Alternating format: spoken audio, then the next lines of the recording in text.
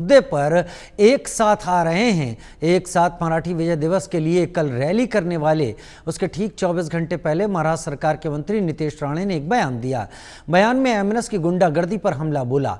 उन्होंने कहा कि अगर हिंदू भाई को पीटने वालों में दम है तो मोहम्मद अली रोड और नाला बाजार जाकर अपनी ताकत दिखाएं।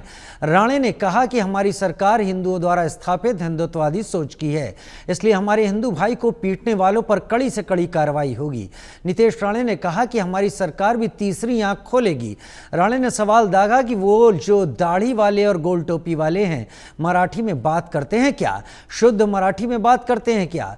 जावेद अख्तर मराठी में बात करते हैं क्या? आमिर खान मराठी में बात करते हैं क्या? उन लोगों के मुंह से मराठी निकालने की हिम्मत नहीं है। ये गरीब हिंदुओं को क्यों मारने की हिम्मत कर रहे हो? राणे ने कहा यह सरकार हिंदुओं ने बनाई है, हिंदुत्व विचार की सरकार है, इसलिए अगर इस तरह की कोई हिम्मत करेगा तो हमारी आंख तीसरी आंख खोलेगी।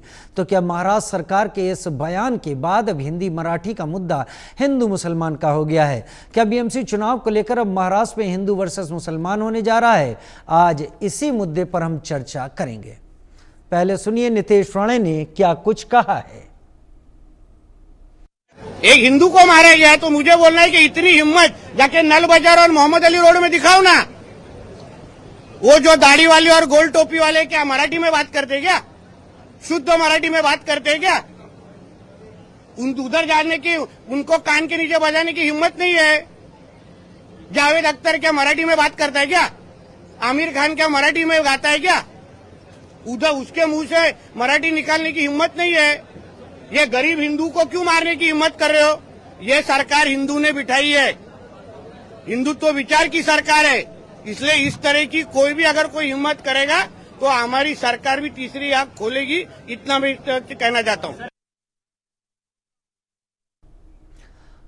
नितेश राणे को आपने सुना। नितेश राणे ने बड़ा स्पष्ट तौर पर अपनी बात सामने रख दी। सबसे बड़ी बात यहां पर नितेश राणे ने बात को घुमा फिरा कर रखने की कोई कोशिश नहीं की। स्पष्ट और साफ संदेश जिनको देना है उनको नितेश राणे ने संदेश दे दिया। मेरे साथ मेरे खास मेहमान जुड़ रहे हैं रत्नाकर सिंह, प्रवक्ता बीजेपी मेरे साथ जुड़ रहे हैं, अनीश गढ़वे प्रवक्ता शिवसेना उद्धव बाला साहब ठाकरे मेरे साथ जुड़ रहे हैं, सीमा मलिक कुछ देर में जुड़ेंगी, स्पोक्स पर्सन एनसीपी शरद मेरे साथ इस वक्त जुड़ेंगी। रत्नाकर सिंह, जब भी चुनाव आते हैं ये मुद्दा सिर पर चढ़ता हुआ दिखाई देने लगता है। जहां भाषा को लेकर, मराठी अस्मिता को लेकर, मराठी को लेकर बात होने लगती है। अब नितेश राणे अगर कहते हैं कि एक सेलेक्टिव एरिया में उन लोगों के ऊपर हमला हो रहा है जिन्होंने इस सरकार को बनाया है, जिन्होंने हिंदुओं के जरिए सरकार के वोट लिए हैं, तो हिंदुओं के ऊपर हमला करने वाले एक खास इलाके से हमेशा बचते हैं। मैं नितेश राणे के बयान को किस तरीके से देखूं? रत्नाकर जी।